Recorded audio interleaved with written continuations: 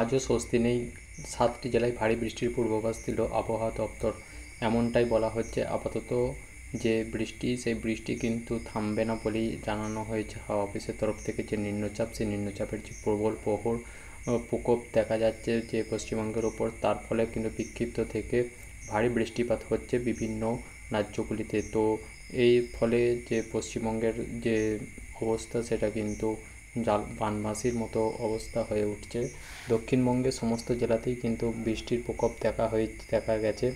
তবে এই মুহূর্তে বৃষ্টি কিন্তু কমবে না বলেই জানিয়েছেন হাওয়া অফিস। যে নিম্নচাপ, সেই নিম্নচাপ কিন্তু ঝাড়খণ্ডের দিকে সরে গেলেও তার যে প্রভাব কিন্তু পশ্চিমবঙ্গের যে কলকাতা সহ আশেপাশের যে জেলাগুলি রয়েছে সেগুলোতে কিন্তু রয়েই গেছে।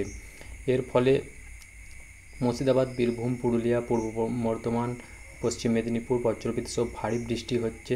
এই জেলাগুলিতে হলুদ সতর্কতা জারি করা হয়েছে।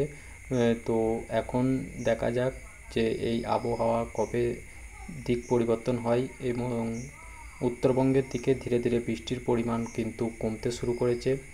14ই থেকে 15ই জুলাই এই দুটি দিন থেকে জলপাইগুড়ি, আলিপুরদুয়ারে হলুদ সতর্কতা জারি করা হয়েছে। 16ই জুলাইও জলপাইগুড়ি, কোচবিহার, উত্তর দিনাজপুরে ভারী বৃষ্টির সম্ভাবনা রয়েছে। 17ই জুলাই দার্জিলিং, কালিম্পং, জলপাইগুড়ি, আলিপুরদুয়ারে, উত্তর দিনাজপুরে ভারী বৃষ্টির সতর্কতা রয়েছে।